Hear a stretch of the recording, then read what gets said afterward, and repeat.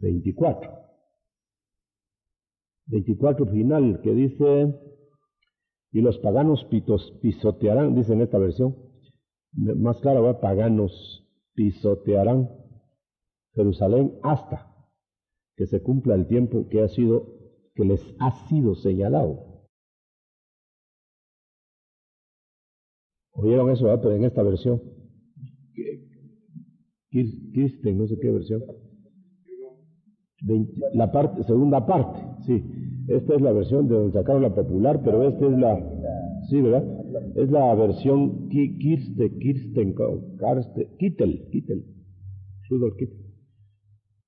Muy bonita la versión esta. Entonces dice la segunda parte, y los paganos pisotearán Jerusalén hasta que se cumpla el tiempo que les ha sido señalado.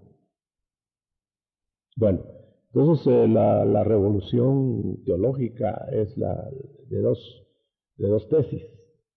La tesis que se sustenta de parte del humanismo y la tesis que se sustenta de parte del tradicionalismo. Nosotros vamos a ver de qué lado debemos ser, porque no tenemos una tesis propia. No debemos tenerla. Porque las tesis propias pues son deducciones humanas, o pueden serlo. En cambio la tesis de la Biblia es la que se ha de buscar. Ahora, ¿qué medios tenemos para hallar la tesis bíblica? ¿Qué bases será posible hallar la tesis?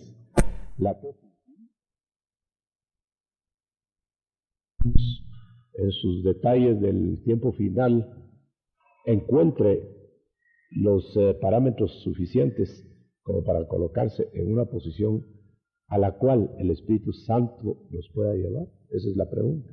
Y yo contesto que sí es posible. Pero ¿a quiénes será posible? A los que descarten sus opiniones, a los que descarten sus corrientes teológicas, a los que se eleven en el Espíritu, a los que querramos obtener lo que dice la Biblia y no lo que queremos que diga. Si nos colocamos en esa posición, podemos estudiar el pasaje, si no creo que sería de balde estarle metiendo a alguien una idea preconcebida que descarta la que se le pueda dar, o viceversa. Entonces no se trata de sustituir una opinión por otra, no se trata de no, aquello no sirve sino esto. No sería posible que cualquier persona inteligente en el espíritu se satisfaga diciéndole, no, a ellos están equivocados, nosotros tenemos la verdad. Eso no es suficiente. Esa es una posición, pero ¿cómo la van a asumir los interesados? Bueno, los interesados en el espíritu la van a asumir de lo que ellos digan que el espíritu les ilumina aquí. Y los otros lo que ya ellos tienen. Y porque les conviene, porque esa es la idea quizá de muchos de ellos, la creen sinceramente y la promulgan. Pero hay una gran mayoría que los dirige que no la promulgan porque la crean, sino porque esa es la que les conviene y la popular. ¿En qué está la diferencia? En que el uno es humanismo y el otro es deísmo. ¿Qué quiere decir eso? Quiere decir que el que pone los tiempos y las sazones y los momentos es Dios y no el hombre. Y el que los deduce correctamente solo es Dios y comunica por el Espíritu. El hombre puede hacer sus cálculos. Entonces, cuando dice aquí que la humanidad, desde el día en que rechazó a Dios, se quedó en manos de los paganos, fíjese bien, eso implicaría desde cuándo y hasta cuándo, sin que Dios pierda el control del mundo, por supuesto.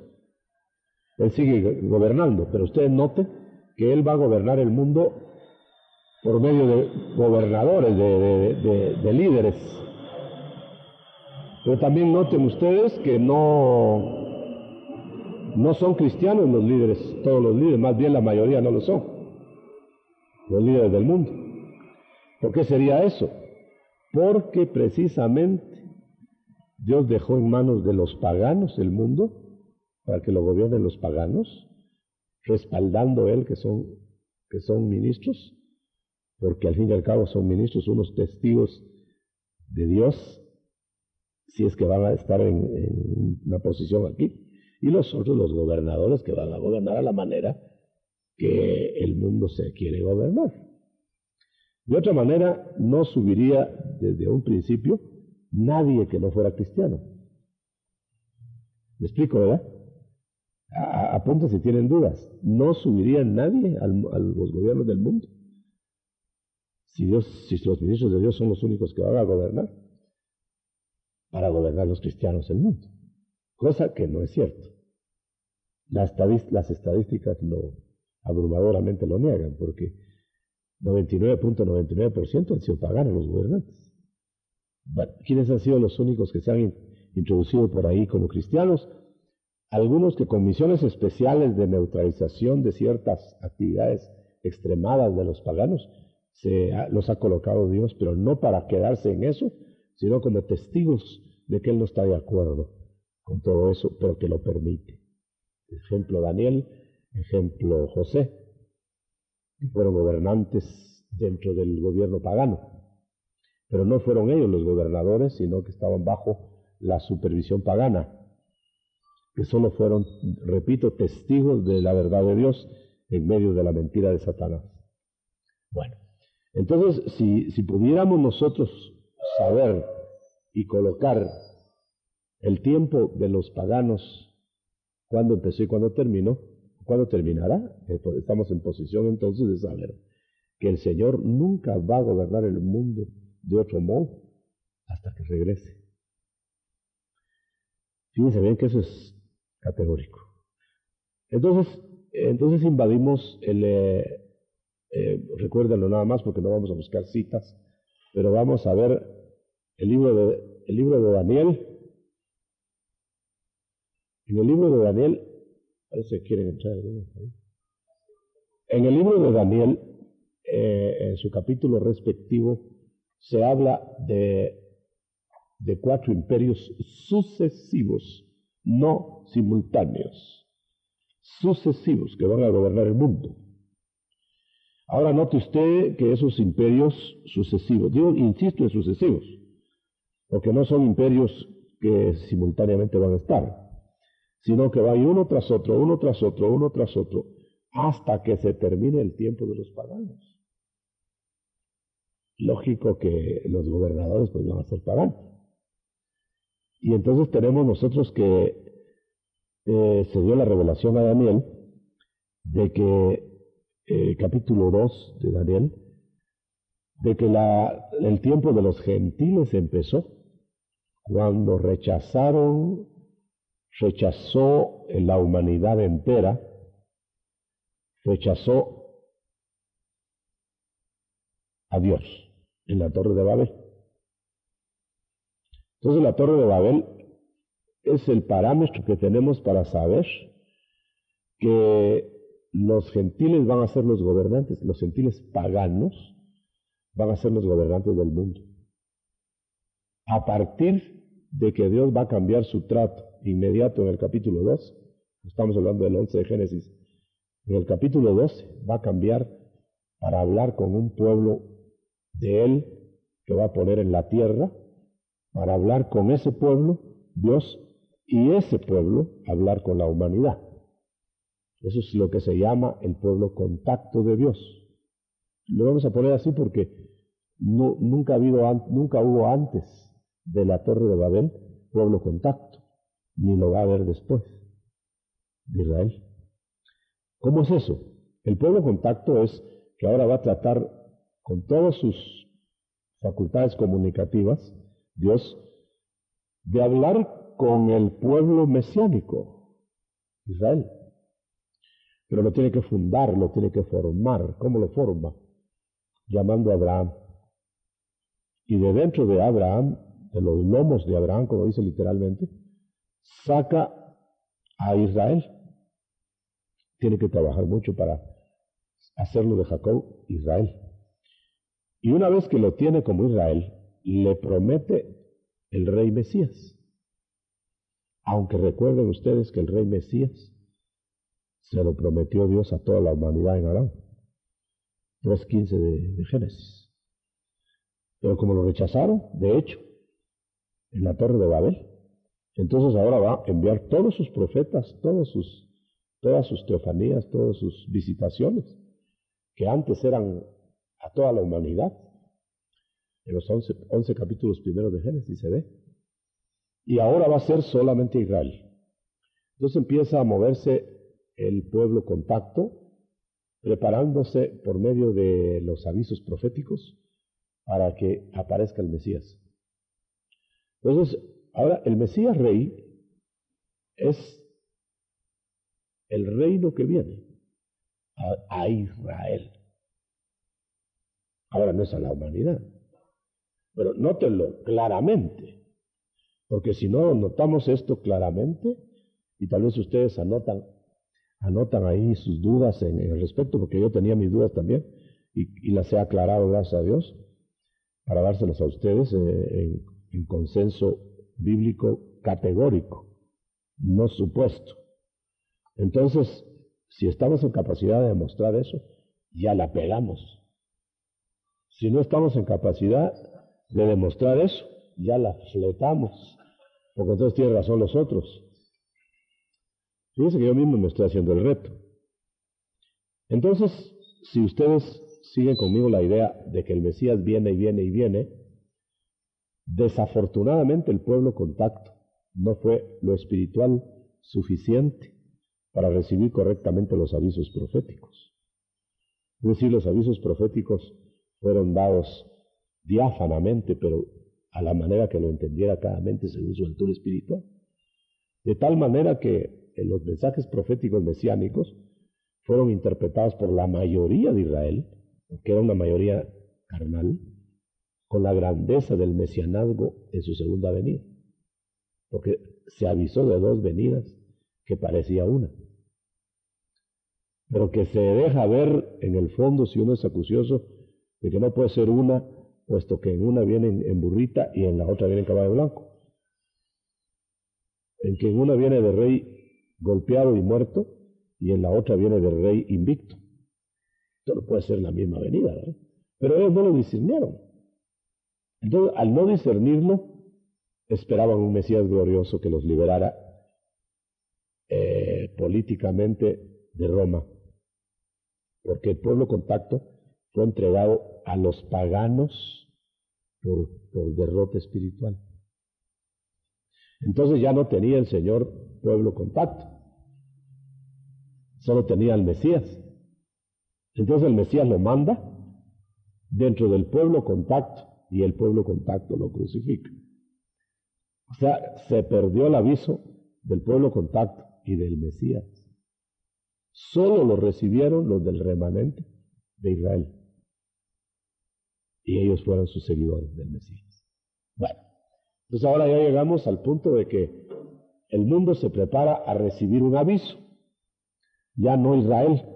Ahora le dice el Mesías antes de ascender, antes de ascender en su ministerio, les dice: yo les vine a presentar no solo el reino, sino al rey. Y ustedes no quisieron. Entonces anulo el pacto hasta que Israel lo crea. Y me voy a los gentiles. Pero no él, sino que envía a sus seguidores. Entonces llama al nuevo Israel, que va a sustituir al Israel literal. Y los reúne en 11. Les da la encomienda de ir por todo el mundo a predicar el evangelio del mundo, ya no de Israel, a toda criatura. Pero dice: espérense, porque ahora las revelaciones se las va a dar el otro comandante que se llama el Espíritu Santo. Entonces el Espíritu Santo les va a decir todo lo que van a decir y les va a completar lo que yo empecé a enseñar. Hebreos 2:3. Y entonces ustedes ya van a poder ir a todo el mundo con el poder y virtud del Espíritu Santo para promulgar ya no el evangelio que yo traje, que es del reino, con el rey en persona, sino el Evangelio del Espíritu Santo, o sea, el Evangelio de la Iglesia, hasta que el Mesías regrese, porque el mundo mientras tanto, aquí está la clave, va a ser gobernado por los gentiles, por los paganos. O sea, entregó a Israel por fallar, lo entregó al mundo pagano, pero ahora entrega a la iglesia a que esté dentro del mundo pagano para que sea testigo. ¿Me explico, verdad? Muy bien. Ahora este mundo pagano o paganizado va a recibir un aviso. ¿Se quieren salvar? Métanse en el arca nueva, la iglesia. Y ahí está el aviso para que el que crea sea salvo y el que no sea condenado mientras yo regreso.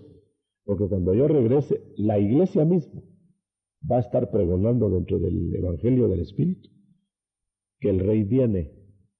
Y entonces se va a promulgar un doble Evangelio. Ahora, pero fíjense que ese doble Evangelio no es simultáneo. Esa es la clave, hermano. Entonces, ¿cómo es así? Entonces viene y promulga el Evangelio de la salvación y del perdón. El año agradable. Pero anunciando que viene el día de la venganza. Entonces se está anunciando el Evangelio de la gracia y el del reino de Dios.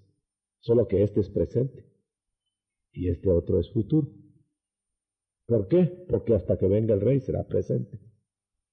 Ahora, querer revolver eso es lo que están haciendo los de la competencia. Que están revolviendo que esto es ya todo el paquete. ¿Me explico, verdad? Muy bien, pero ustedes que son los promotores de esta tesis, si es que la van a creer, y espero que la crean. Entonces, empápense de por qué. No porque lo dice fulano, sultano, mengano. Noten ustedes que en la contraparte de esta tesis, todos son el que dice el doctor tal, el doctor cual, el esto y lo otro, y nunca dice la Biblia. Siempre es algún prominente, ¿no? En cambio, aquí está hablando la Escritura. Bueno, ahora, ese evangelio, ¿cuándo va a terminar? Ya lo situamos. No hemos situado cuándo empezó. Empezó con Nabucodonosor, el primer imperio mundial. O sea, el mundo va a ser entregado a los paganos, pero ya estaba paganizado, pues, desde Babel. Entonces, pero no había sido entregado mundialmente. Había sectores gobernados por unos, otros por otros, otros por otros, pero apareció Nabucodonosor y agarró todo el mundo conocido. El primer imperio mundial. Sucesivamente se irían otros hasta completar 4. Y este es el que se llama tiempo de los gentiles, tiempo de las gentes, tiempo de los paganos, tiempo del dominio satánico, por medio de gobernadores que Dios permitirá. Bueno, entonces ahora viene Medo-Persia, segundo imperio. Después viene Grecia. Después viene Roma. Y noten ustedes que ya se abarcó la mayoría de la historia humana. Hasta Roma, fíjense. Pero luego viene Roma y ustedes saben que desde Roma hasta el día de hoy no se ha levantado otro imperio mundial. Entonces, aunque se han levantado casi imperios mundiales, que Hitler, que Mussolini, que Napoleón, que Carlomagno, que Estados Unidos, que Rusia, que esto, que el otro, que lo demás allá, etcétera. Pero noten ustedes, si no entienden por señas, bueno, noten ustedes que ya va la historia humana ahí. Pero ya lo notaron, va la historia humana. Hasta el día en que Roma, el imperio romano dominó el mundo por más de 400 años, etc. Muy bien. El Mesías está ausente desde entonces, desde que ascendió. El Mesías está a la diestra del Padre. No, perdón, está con el Padre. A la diestra del Padre desde que ascendió, pero con el Padre antes de venir a la tierra. Ahora bien, ¿qué está haciendo el Mesías allá? Está intercediendo por su pueblo intercesor, que es la iglesia. porque Él no intercede por el mundo, sino es la iglesia la que va a interceder por el mundo. El mediador es Jesucristo. No vendrá Él a implantar el reino de Dios, sino hasta que el tiempo de los gentiles se cumpla. Dice cómo se va hilvanando todo. Ahora bien, Él no vendrá porque Él enseñó la oración del reino del Espíritu. Él enseñó la oración de la era de la iglesia.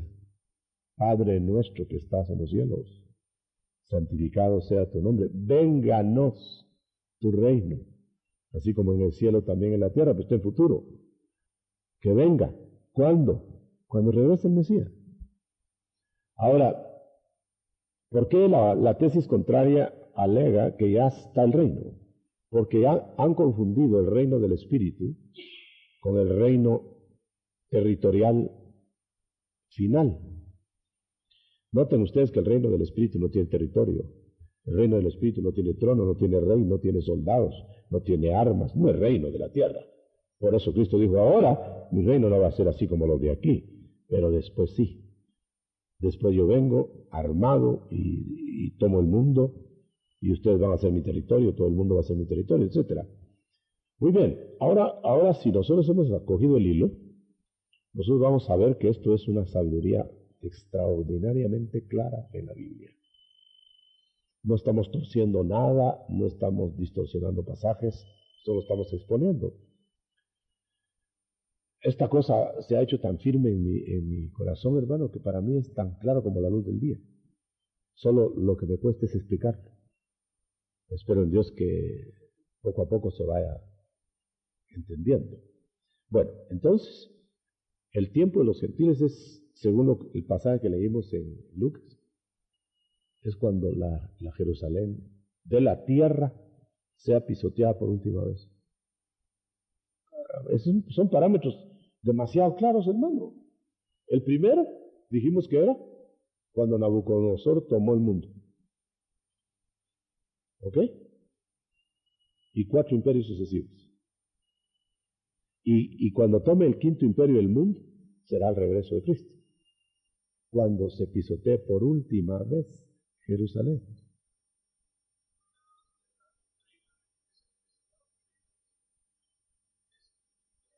Seguro, el 5.º imperio lo quieren poner ahora. El 5.º imperio es futuro. El 5.º imperio no es el del anticristo, es el del Mesías. Por eso el que esté confundiendo esto, se están haciendo súbditos del anticristo. Solo. Pero, sí, dejémoslo para perdón, hermano.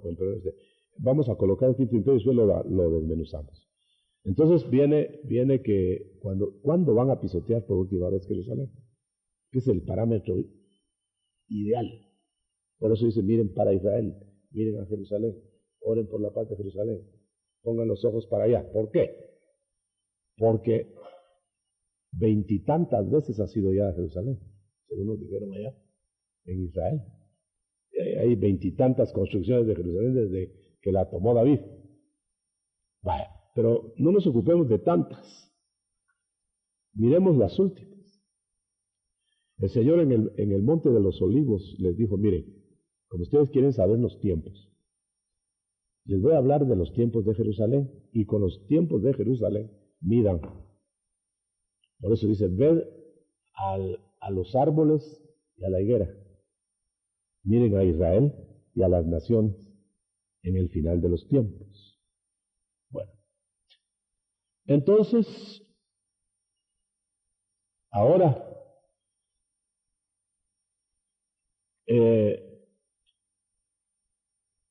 ¿por dónde vamos? Vamos a que el primer hollamiento. Está Jesús en el Monte de los Olivos. Estaba viendo Jerusalén, la Jerusalén del año 70, en la era cristiana. Y dice, esta Jerusalén va a ser destruida totalmente. Año 70. Pero está mirando luego en Mateo 24, ya no en Lucas 21, la Jerusalén de ahora. Entonces la Jerusalén de ahora va a querer ser pisoteada por las naciones norteñas de Europa y no lo van a lograr. porque yo los voy a destruir antes de que lleguen a Jerusalén. Ese es Gog y Magog. Pero dice, pero va a ser destruida, va a ser hollada totalmente cuando el tiempo de los gentiles haya terminado. O sea, cuando el imperio romano, prolongado o resucitado en un imperio místico, tome Europa a la manera de la estatua total de Nabucodonosor, tome Europa con 10 reyes, 10 dedos. En ese tiempo, dice literalmente, va a ser entregado el reino a los santos del Altísimo.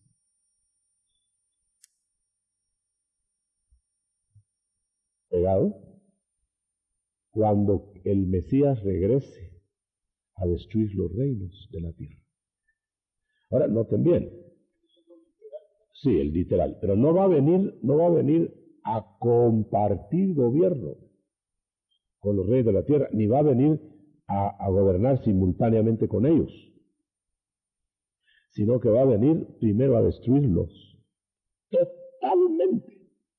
Ese es el Armagedón, o sea, el último sitio de Jerusalén, con toma de Jerusalén por los enemigos. ¿Por qué? Porque Dios va a depurar su remanente. Entonces, y va a destruir a sus enemigos de Israel. Ya no digamos a los del mundo.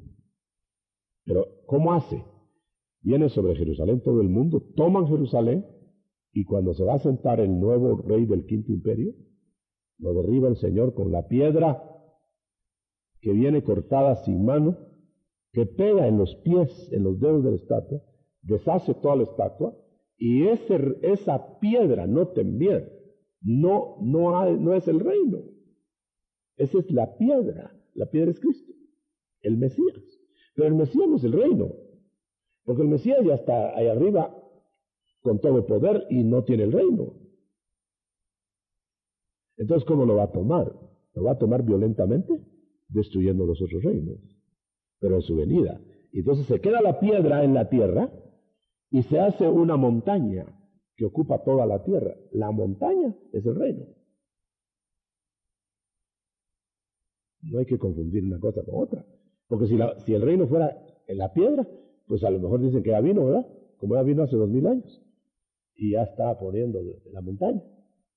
Pero ahí dice que vendrá, se quedará aquí y se volverá una montaña que ocupe toda la tierra.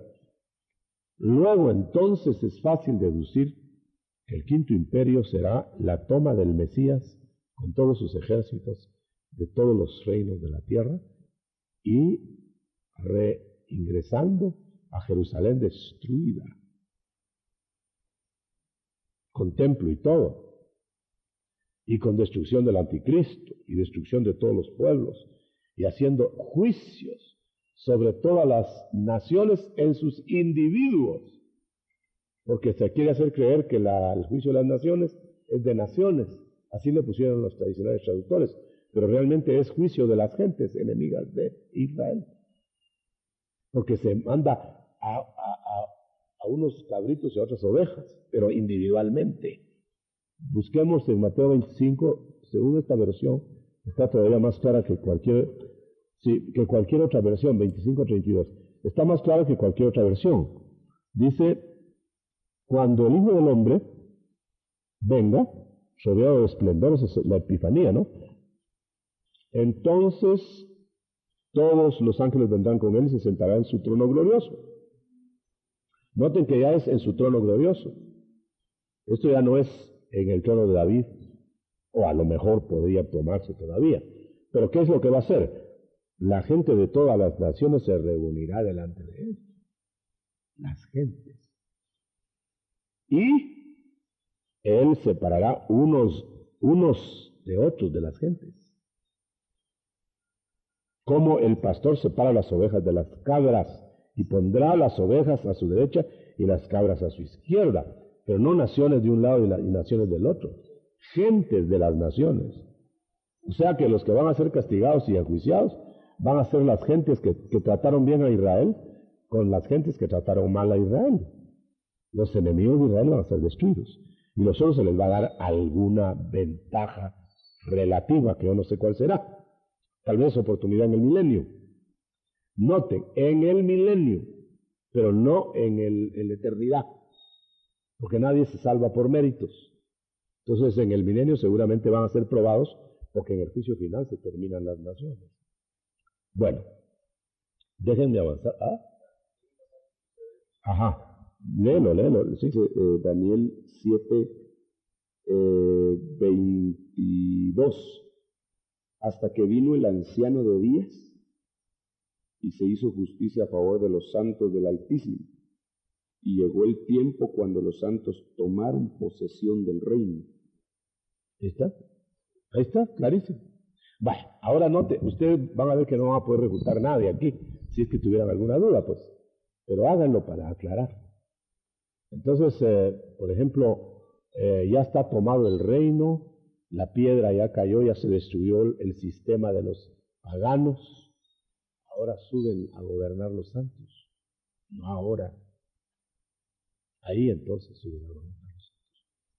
Ahora, los que gobiernen ahora lo harán como ciudadanos, pero no como enviados de Dios, a menos que Dios tenga alguna cosa secreta que la declare.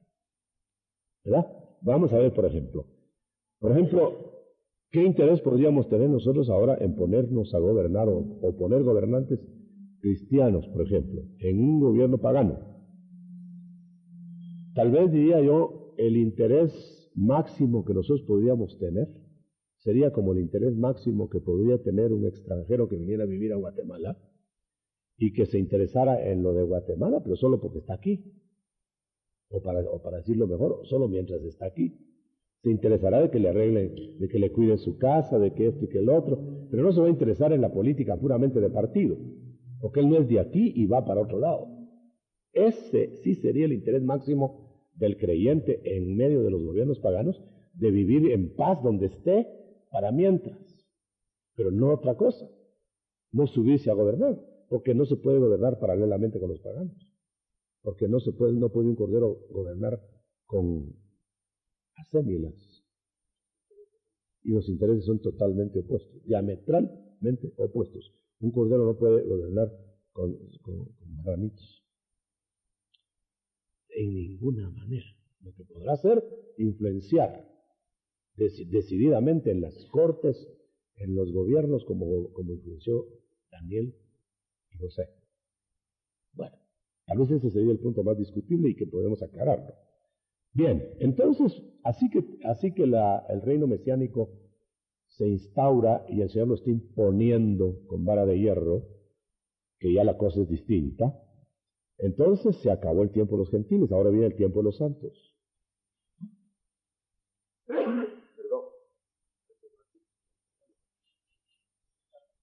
Entonces, pasa un tiempo largo de gobierno de los santos. Esto es nuevo, ¿qué voy a decir? Estudiándolo ayer me vino la luz.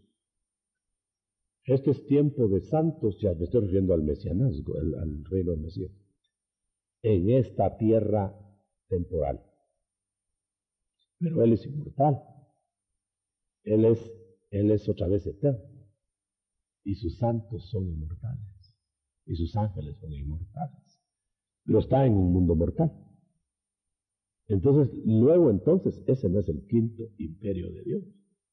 Ese es el quinto imperio por relación a los otros cuatro de los hombres del Mesías. Entonces, nosotros no estamos corriendo hacia el reino del Mesías, porque nosotros somos de otro rango, la iglesia novia, que va a ser tomada para casarse con el que va a gobernar como Mesías, pero no esposa del Mesías, sino esposa del amado que la conquistó en otra modalidad. Es otra operación, por eso no estamos hablando de rapto, no estamos hablando de transformados de la iglesia, sino que estamos hablando de un mundo que todavía está en esta tierra, un sistema que todavía está destruido, pero en esta tierra, y el otro está construyéndose, pero en esta tierra. En esta tierra. Ahora, note usted que esta tierra está siendo transformada, pero por gobierno, no por conversión. Está siendo trabajada para que los que supervivan, porque van a morir la mayor parte en el reino mesiánico, los que supervivan van a ser juzgados en el juicio final. Así de sencillo. Y los que mueran también, pero condenados. Apunten si quieren las dudas que tengan ahí. ¿Por qué esto? Porque va a trasladarse después de una batalla que viene, enseguida del milenio, del mesianato, van a ser trasladados a otro mundo que todavía no existe. Ahora, o si ya existe, vendrá. Pero ¿cómo va a ser traslado? Matando, eliminando a todos los paganos del milenio, del reino milenial, supervivientes juzgados en el juicio final, todos pasarán por el juicio final y la iglesia por el tribunal de Cristo. Y todos juntos presenciaremos el último intento de tomar la ciudad santa. Otra vez Jerusalén, solo que ahora la Jerusalén de arriba, que no la van a poder tocar. Porque cae fuego del cielo y elimina a todos los enemigos. Todos. No quedará uno, a más de que se han eliminado los enemigos del anticristo. Los mataron en la tribulación. Los degollaron. Ahora, los enemigos de Dios los mató Dios que iban detrás del anticristo. Casi no queda nada. Y sin embargo, los supervivientes pasan al reino mesiánico, pero con carne y huesos. Y ese reino mesiánico los va a depurar para pasarlos al nuevo mundo. Notan que hay 3 mensajes. El primero fue a Israel, o quizá 4. El primero fue a la humanidad rechazada en Babel. El segundo fue un mensaje a Israel llevado hasta por Cristo antes de la cruz. El tercer mensaje fue el de la iglesia. Y el cuarto mensaje, el de Dios en el milenio para pasar a la eternidad. Noten ustedes que hubo un evangelio del Padre antes y habrá un evangelio del Padre al final. Y ese es el evangelio eterno. Ahora bien, cuando pasen todos al tribunal, juicio final, van a ser condenados todos los que no estén en el libro de la vida. Al infierno, señores, todos. No hay naciones, pues. Supervivientes habrá, pero se van si son supervivientes condenables, se van al lado del fuego. Si son supervivientes, porque para eso abren el libro de la vida, salvos, se van a el lugar que Dios les va a asignar eterno. Pero ¿cómo lo va a hacer Dios? Quemando esta tierra hasta sus últimas consecuencias. No quedará ni memoria de esta tierra. Los elementos ardiendo serán deshechos y todo lo que hay en ella. Entonces aparece que Dios hace nuevos cielos, nueva tierra, nueva ecología, nuevo todo, nuevo globo.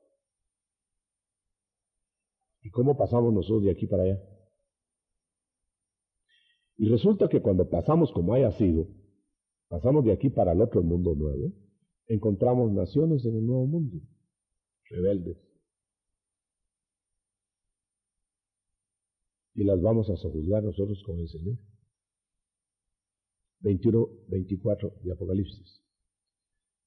Quizás sean restos extraterrestres de humanos no de la tierra, que fueron redimidos con el aviso de los magos del Oriente y que aparecieron allá.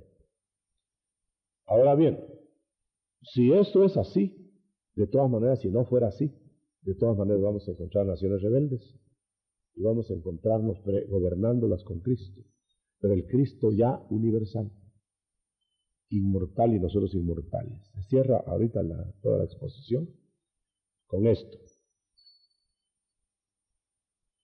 El nuevo mundo no es el mesianazgo. El nuevo mundo no es el reino del Mesías. El reino del Mesías es quitarle la maldición a la tierra y reivindicar al Mesías rechazado en la tierra para que gobierne la tierra por un tiempo mientras se traslada a su trono de gloria, en donde él ofreció que todos sus vencedores se sentarían con él en su trono, no en el trono de David, ni en el trono del Padre, sino en su trono. Por eso sentará en su trono a los 12 apóstoles y la reina del cielo estará a su derecha. Amén. Y ahí termina el círculo, hermano. Amén y amén. Yo creo que no hemos hecho expresión más sucinta y más concreta que esta. Ahora dejamos lugar a preguntas exactamente. Por poco calculé cabal, cuando faltan 3 minutos. Permítame, solo vamos a poner tope aquí no, mejor no ponemos ya tope. O sea que, como aquí nos vamos a quedar, ¿verdad? No, esto merece. Muy bien, entonces me olvido de eso y los oigo en las preguntas, mis hermanos, solo que del tema. Bueno, pues disculpe, entendí en su exposición de que el milenio no es eterno, sino que es temporal. Absolutamente temporal. Un periodo de tiempo para pasar. Mi duda es la siguiente. Llamémosle el reino de la reivindicación del Mesías en la tierra, que eso implica temporal. Así es. Sí. ¿Es mortal por cuanto la dimensión en donde se realiza o por los que van a estar ahí son mortales? No, es que todavía son mortales los que están ahí, por supuesto, ya que hay muerte en el reino mesiánico y la tierra es corruptible. Y la otra cosa era que ¿qué va a pasar con el milenio? O sea, no con el milenio, sino que con esa dimensión cuando la engalanada ciudad baje del cielo. ¿Qué pasa? ¿Se queda alguien como gobernador de esa dimensión o se adhiere a la nueva Jerusalén, el milenio? No sé qué. Va a haber una capital, me parece que va a haber una subcapital, pero esto ya son asuntos deductivos de las verdades bíblicas, que ni nos vamos a pelear por eso. Algunos creemos que va a haber una Jerusalén terrena, pero ya inmortalizada, porque a causa de los habitantes que habrá en ella y que probablemente van a ser gobernados por el inmortalizado David, porque van a haber familias en la tierra por eternidad. ¿Y dónde las colocaríamos, verdad? Pero esa tierra, mi dificultad radica en que esa tierra va a ser destruida. ¿Por qué? Porque no es la tierra de después del milenio, es la tierra de acá, actual. Yo diría más bien, para poder enderezar, porque no tengo que sacar mi opinión, sino la que concuerde con la Biblia, que esa Jerusalén tendrá que ser trasladada, si va a ser de un globo eterno a un globo eterno, pero va a ser una subsede, como que si dijéramos que la Jerusalén esa va a estar en la tierra nueva, y arriba, satélite, va a estar la Jerusalén del gobierno universal. Y yo diría que ahí será donde Dios visitará. Ahí es donde las naciones de aquel tiempo no van a poder entrar, sino que van a estar a la luz. Pero otras van a entrar a la de abajo. De tal manera que pueda ser, según Ezequiel, que David gobierne ese reino, el Señor gobierne con los 12 apóstoles del Cordero y luego con la reina del universo. 3 planos. Muy bien. Fabuloso. Si no fuera que tiene base bíblica, sería como fantasía, hermano. Como fantasía. Sí, mejor. Muy bien. Hermano. Sí, yo me quedé un poco no muy claro con el gobierno de los santos. Ese gobierno de los santos que usted habló es, complementando lo que estaba diciendo ahorita del milenio, de la Jerusalén que descendió a la tierra después de que se hace el juicio en el milenio. ¿Sería el gobierno de los santos sería en el milenio o en el reino eterno? El gobierno de los santos empieza con el reino mesiánico, porque quiero que busquemos Zacarías. Empieza, hermanos, necesariamente en la tierra actual. ¿Saben por qué? Porque el Señor va a venir con sus santos. 14:5. Noten que está tomando la tierra actual. Está destruyendo, es la piedra destruyendo la estatua desde los pies. Entonces dice, y vendrá, esa es la piedra, y vendrá el Señor, la piedra angular.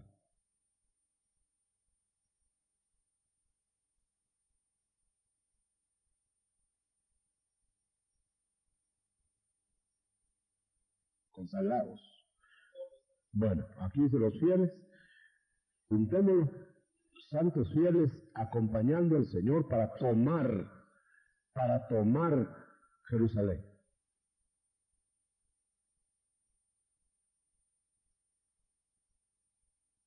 No somos ya mortales, venimos con Él, a la semejanza de Él. Pero nosotros y los ejércitos del cielo, son los ejércitos del cielo peleando con los de la tierra y los vence. Ese es el Armagedón. Final del Armagedón, porque el principio del Armagedón es hombres contra hombres, pero el clímax es hombres contra deidades celestes. Ahora, la toma esa, para contestarle a mi hermano Mario, la toma esa es tomar los santos, como cuando Daniel fue gobernador y no sé qué más, de provincias, tomar el reino bajo el nuevo rey. Entonces ya van a estar gobernando los santos. Pero como eso no es eterno, entonces nos pasan a ser gobernantes eternos cuando transformen a todos. Pero eso ya es el reino post-milenial, es el reino del Padre. Muy bien. Hermano, perdone. Levanta la mano cada uno. La dimensión que van a tener los mortales del milenio es exaltada.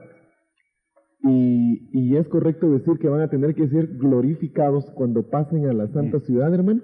¿Y qué dimensión van a tener las naciones que van a estar alrededor también? Evidentemente, la transformación a gloriosos será hasta que en la resurrección nosotros, o en la parucía, nos transforman a gloriosos, pero gloriosos en un nivel terreno todavía, como cuando el Señor estuvo en la tierra resucitado. Y luego pasa a ser glorioso eterno, para la dimensión eterna. Pero como ustedes notan que del otro lado van a haber naciones en el reino eterno, pero naciones de otra ecología. Por eso los magos vinieron sobrenaturales. Y quizá vinieron, déjenme imaginar un poquito, hermano, quizá vinieron con mascarillas o saber qué, porque no eran de esta ecología.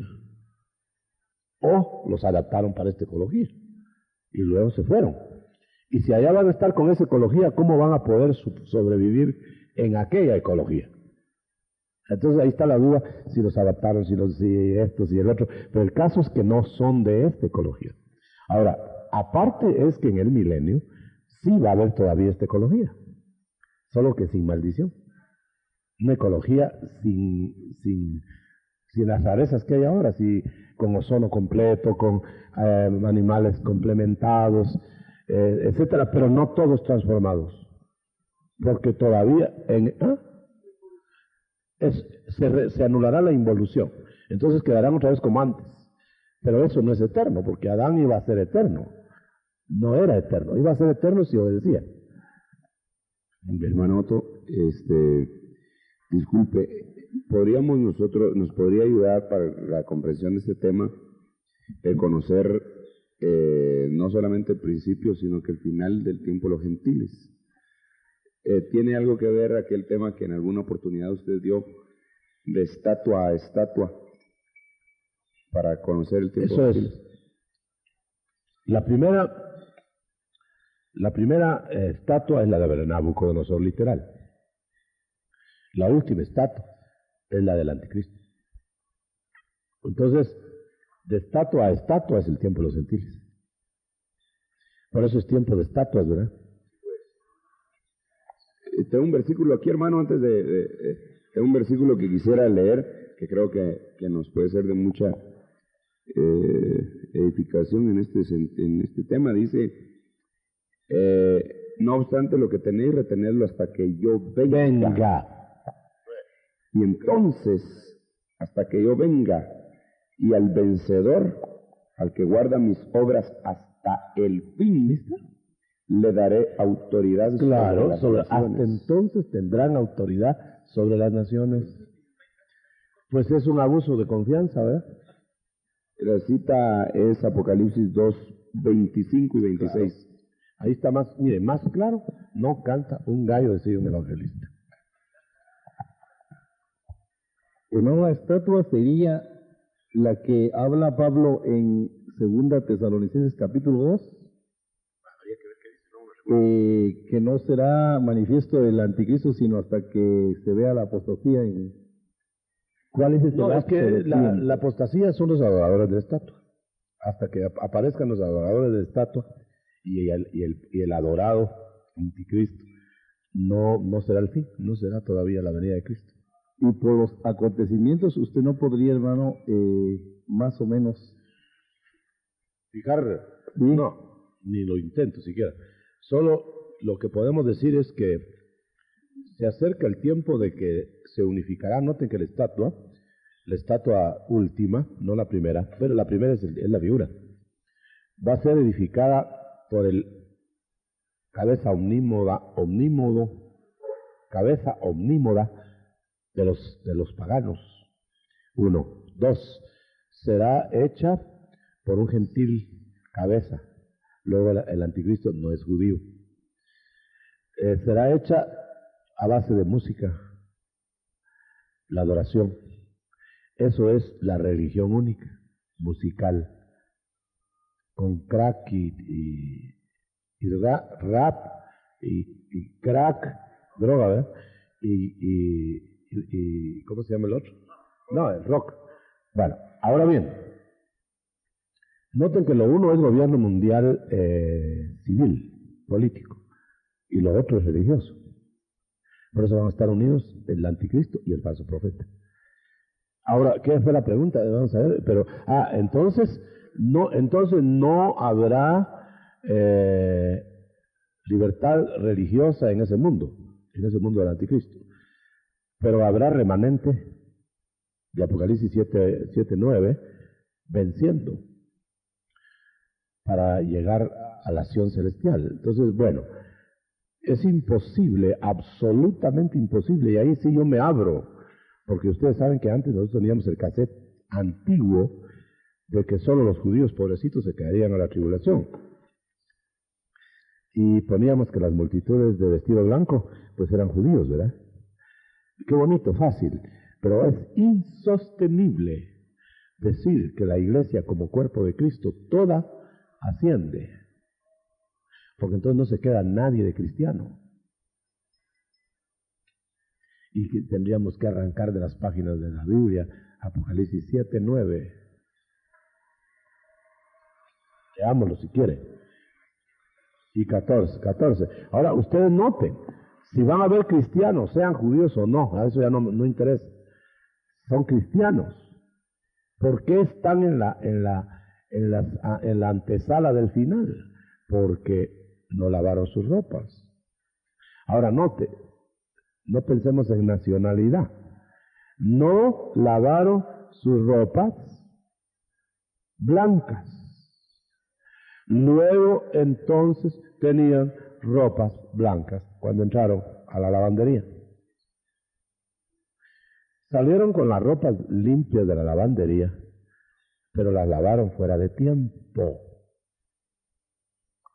Todo el problema es que siempre el Señor alertó que estemos alertas para estar listos, es decir, limpios, cuando Él venga en su parucía, porque si no tendremos que ir a la lavandería, porque esos vencedores tendrán que entrar al mundo eterno, pero lavados. Hermano, disculpe, ¿en qué tiempo de los gentiles, hermano, entra la plenitud de los gentiles, acabándose el tiempo de salvación para ellos? Miren qué interesante. No confundamos el tiempo de los gentiles con la plenitud de los gentiles. La plenitud de los gentiles es decir, todos los paganos están ahora. Y claro, me estoy refiriendo que es el tiempo de los paganos. Tiempo para gobernarse, pero también tiempo para escoger. Entonces, cuando todos los paganos hayan entrado a la iglesia, con la iglesia judía, porque la iglesia era judía, ¿sí? Aquí está la iglesia judía, entraron todos los judíos que han de entrar, ¿sí? Unos fieles, otros infieles. Los fieles para la parucía, junto con los gentiles que se van a agregar, los paganos que se van a agregar, y los infieles a lavar sus ropas a la tribulación. Ajá. Bueno, entonces, en el momento en que se haga esta distinción que es en la parucía, entrará la plenitud de todos los gentiles paganos que se tienen que salvar.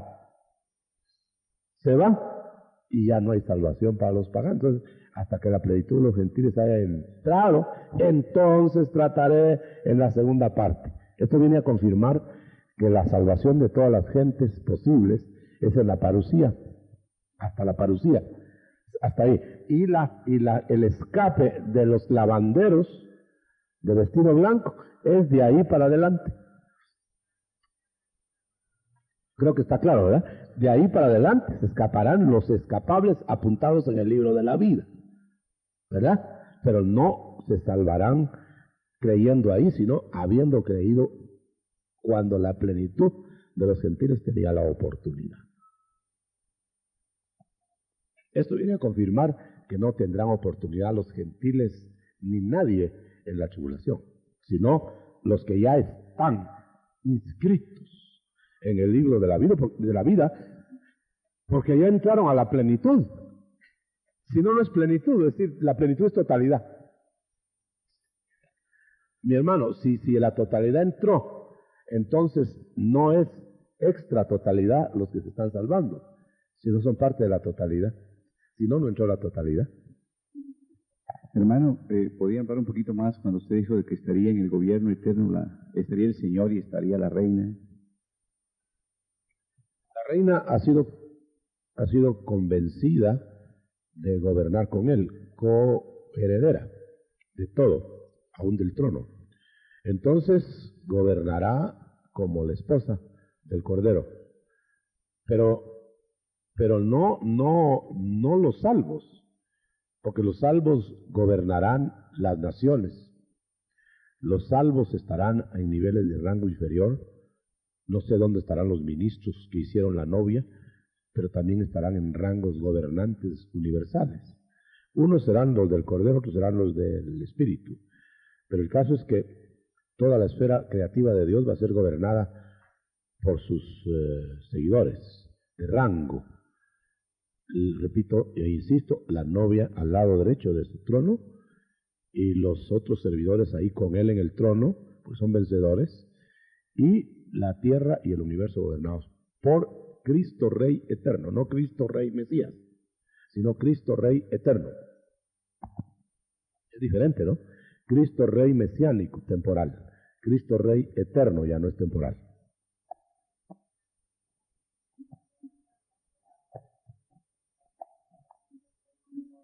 Doctor, cuando vemos que el ciclo empezó en el mundo, después al pueblo contacto, después a los 11, después a los 12, después a la iglesia, y nuevamente al mundo, como que se cierra el ciclo.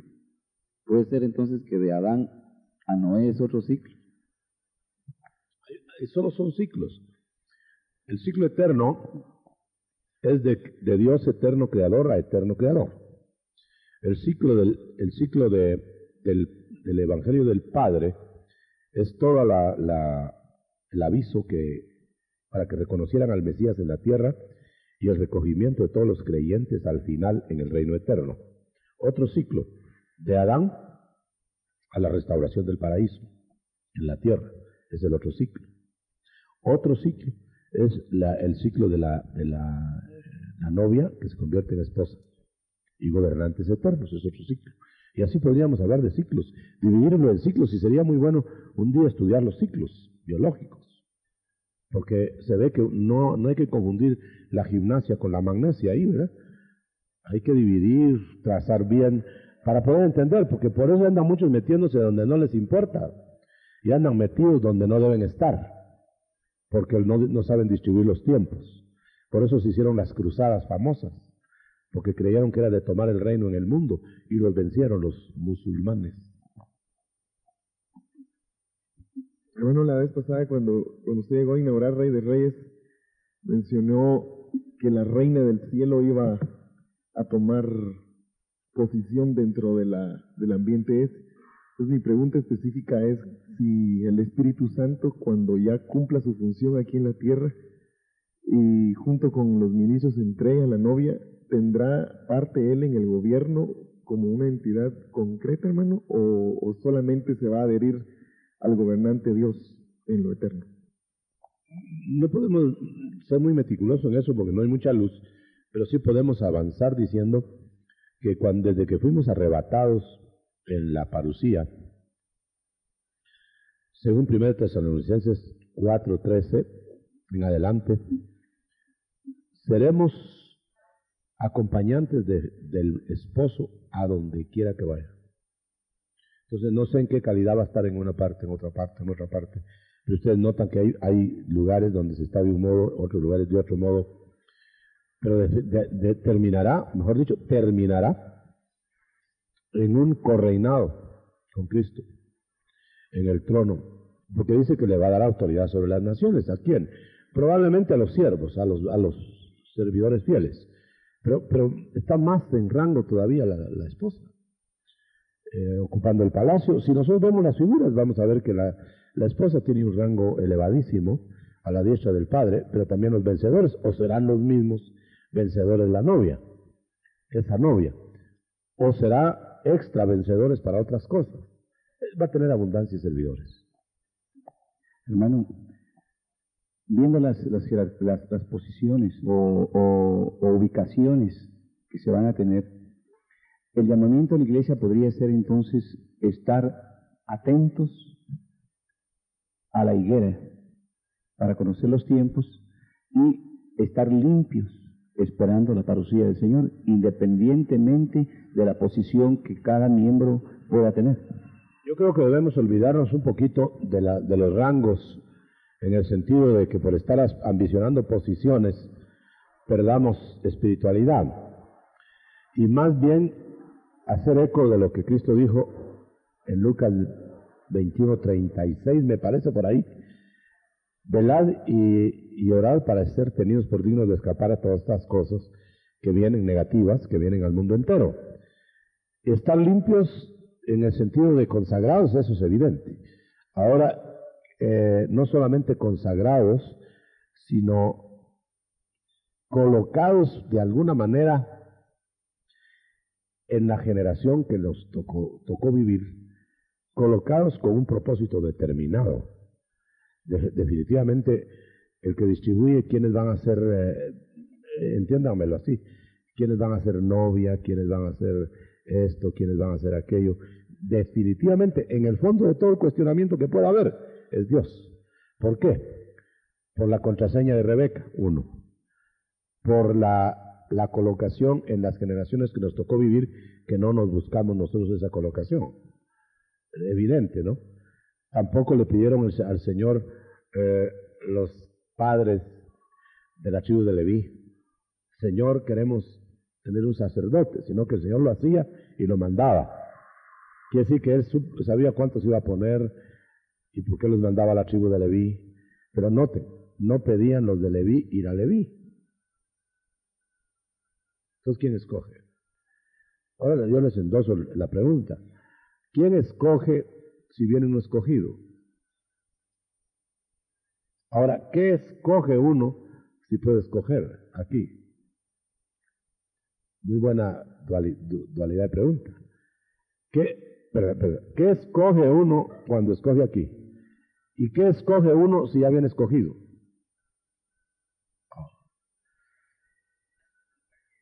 Hermano, quita el micrófono. Vamos a ver. Vamos a aprovechar ahora en esto. Ahorita con respecto a esto, la pregunta que hacían Juan y Jacob, hijos de Zebedeo, que querían estar a la par del Señor. Deseo, ¿eh? Ajá, y deseo. Ellos, la mamá le pedía. Es un deseo, sí, de aquí para arriba. pero él decía de que era el Padre quien directamente... Por eso, ahí está más concreta la pregunta. Entonces, ¿quién escoge las posiciones. El padre, ahí lo dice, ¿no? Sí. Va. ¿Qué escoge uno entonces? Uno puede ansiar o desear lo mejor, ¿no? Vaya, pero ¿qué escoge uno? Porque algo escoge.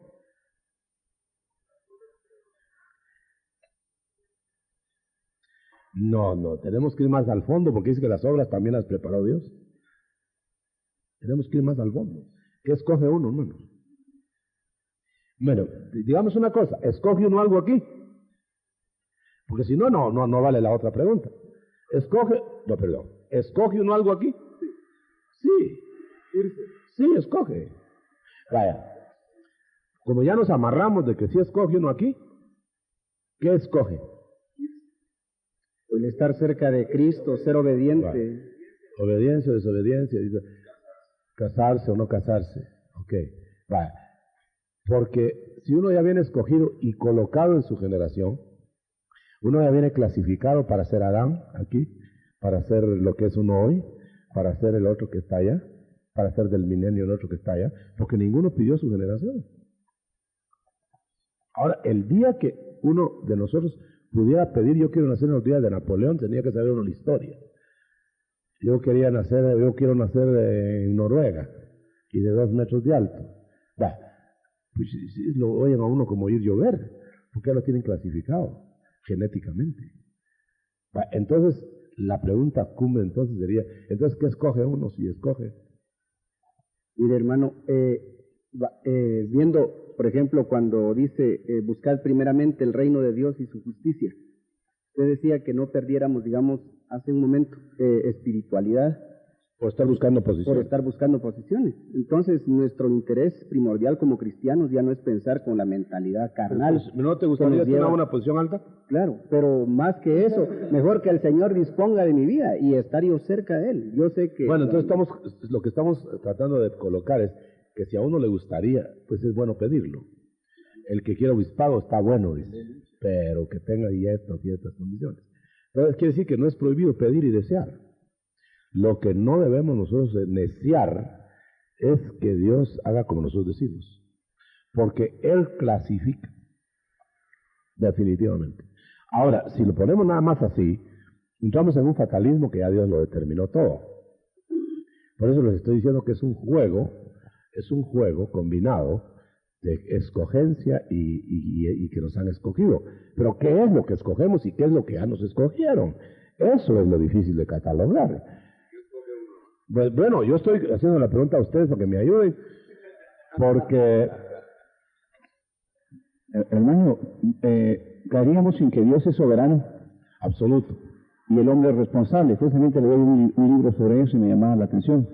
Quiere decir entonces que Dios, al ser soberano, Él decide cuándo nace uno, qué padre le pone, dónde y todo eso. Y también, como el Padre terrenal le da a uno lo que puede darle, dice Él, siendo Padre, vosotros le das esto, más vuestro Padre terrenal da en mayores dimensiones. Entonces, para nosotros como hombres, lo que nos queda, hermano, es como dice Pablo, anhelar estar de pie para cuando el Señor se manifieste. Como estamos tratando de meternos un poquito más, para ponerlo más en autos, mi hermano Mario, para que se vea que no, la cosa no es tan sencilla como responder, bueno, que estamos haciendo eso, claro, eso es evidente. Pero, por ejemplo, ¿qué vino a escoger Rebeca si ya venía escogida para ser la esposa de Isaac en la contraseña? Sin embargo, ¿por qué le preguntan si se quiere ir con él a casar? Quiere decir que ahí está escogiendo algo. Pero es relativo, porque ella está escogiendo algo que ya está escogido. Es un contrasentido.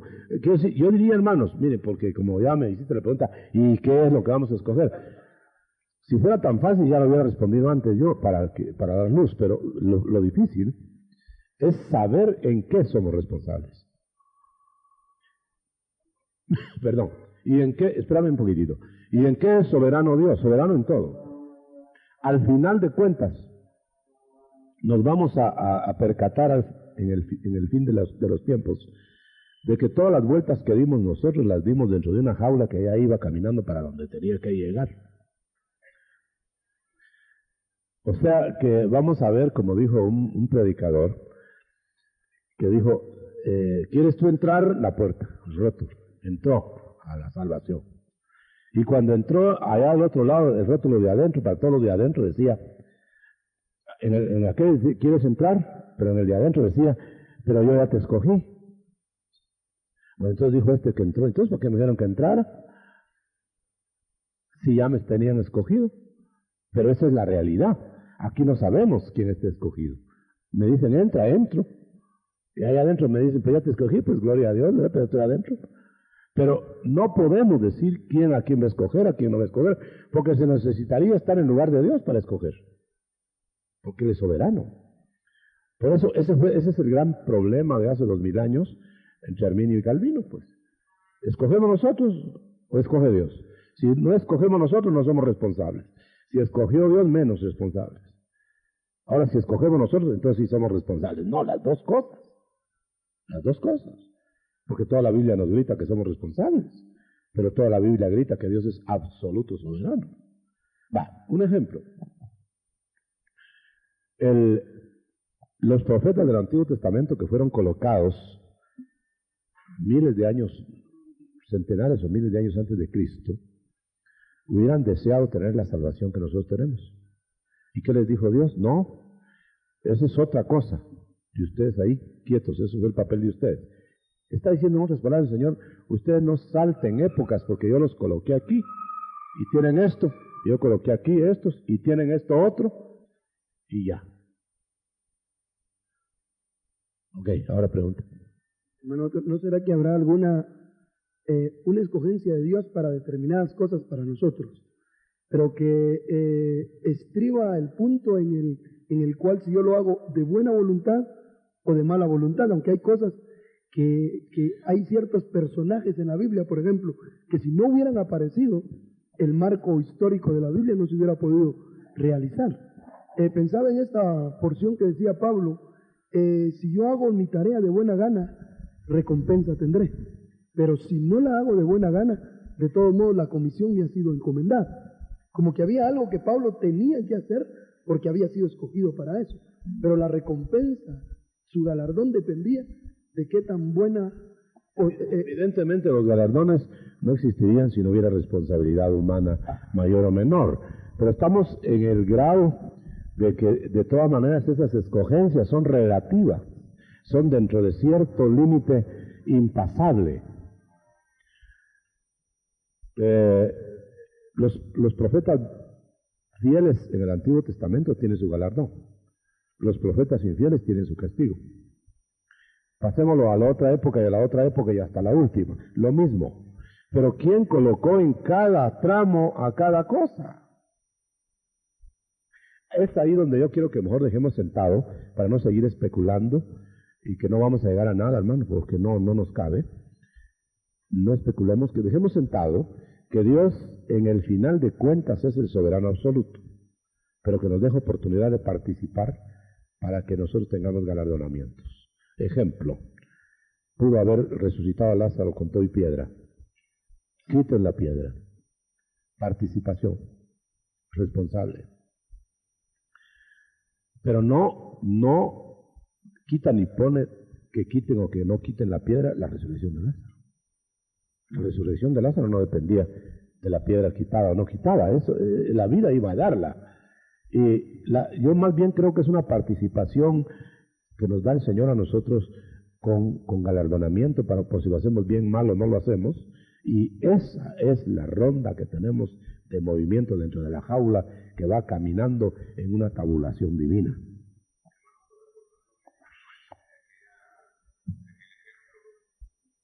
Que me parece que el Señor se lo mostró a usted de alguien que estaba, de un cirujano, que iba a operar una cuestión que tenía en el brazo y entonces le preguntaba que si con anestesia o sin ella, y que iba poniendo poco a poco, abriendo poco a poco la piel.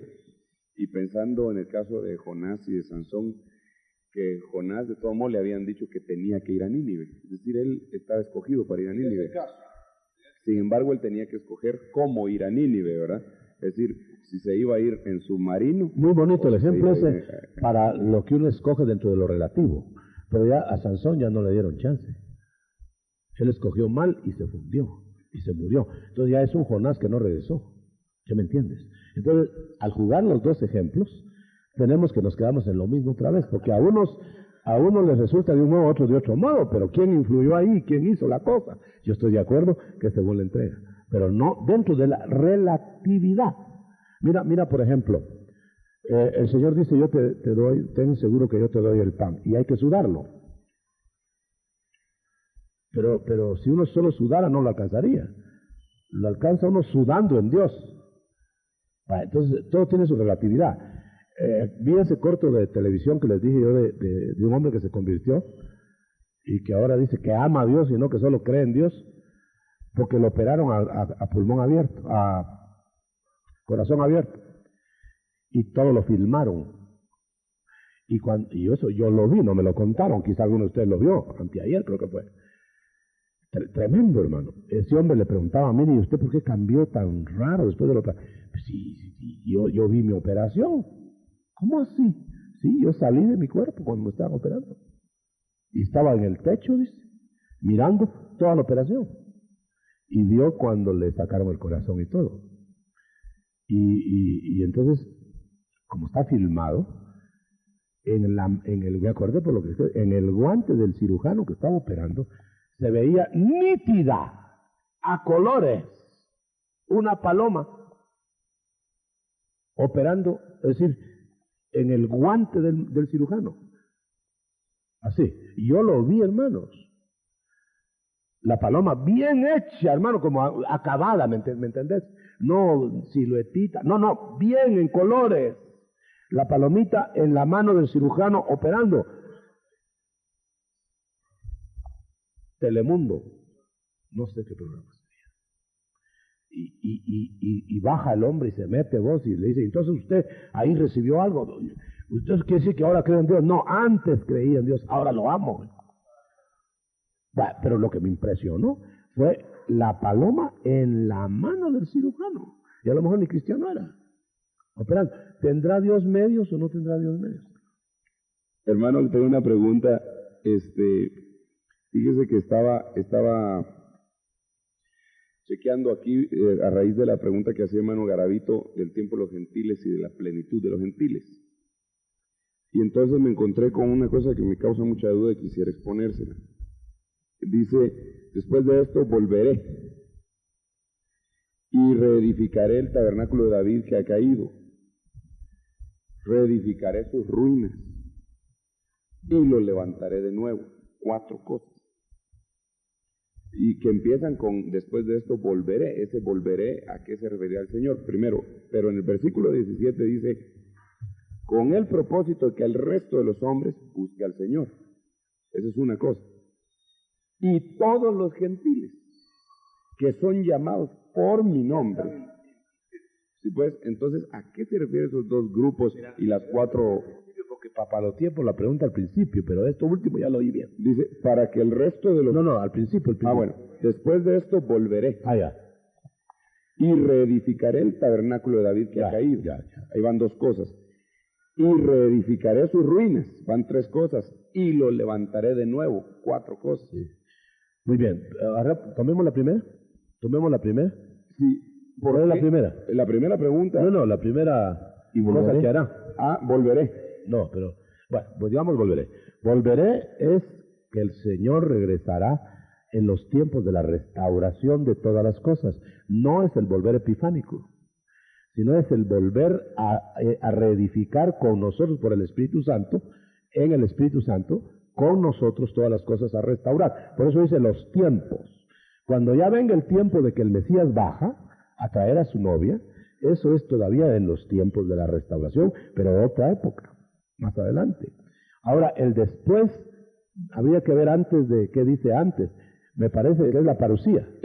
Sí, es que lo que pasa es que este es un llamado que hace Jacobo a la profecía de... No, pero yo digo tomándola en Romanos 11.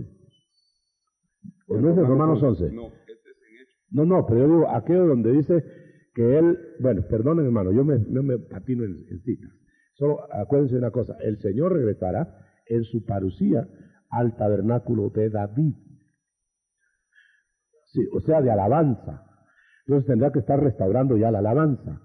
Pero la restauración de la alabanza del tabernáculo de David, climáticamente, es a su retorno parucíaco. Pero si lo vamos a tomar más literal todavía, estará restaurado todo hasta el final, pero nota una cosa, que tiene que venir a la restauración previa, porque es para que el resto, que todavía no está anclado, vuelva. Por eso si miramos ahí el segundo renglón, el primero era, ¿sí? El primero era volveré. El segundo, vamos a ver. Después era reedificaré el tabernáculo de David, que ha caído. Lo reedificará al final, pero lo está reedificando ya al venir en el Espíritu, en la época actual. El tercero es y reedificaré sus ruinas. Bueno, lo mismo, más o menos. ¿Seguí? Y el tercero, y lo levantaré de nuevo. El cuarto. Ya estará terminado, sí. Para que ahora va para el resto. Para que el resto de los hombres busque a Señor. Ahí está. Fíjate que tiene que ser en un tiempo antes que termine la tribulación, o sea, cuando empieza. Estar haciendo todo eso, todo eso. Porque tiene que venir resto de gente por medio de la alabanza, como el anticristo estará llevando su resto por alabanza para él, el Mesías estará llevando el resto con alabanza para él, porque todavía ni el anticristo ni Cristo estarán coronados, sino que para que sean coronados empieza el incienso, empieza esto, lo otro, hasta que sea coronado. Entonces ahí ya será la alabanza climática. Mientras tanto, en el ínterin regresaron todos los hombres que ya tenían el apellido en el libro de la vida. Hermano Otto, yo le estaba comentando a usted, preguntándole una situación hace unos días, a lo cual usted me dijo que así era, y quisiera aportarlo en este momento porque creo que puede ser de apoyo. Yo estaba viendo que las dos mujeres que se casan en la Biblia y que tienen nombre, el libro tiene nombre de mujer, es Ruth y Esther. Y que esas eran las dos facetas de la iglesia.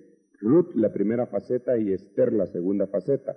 Ruth la faceta de la iglesia en humillación y Esther la iglesia reinando, casándose.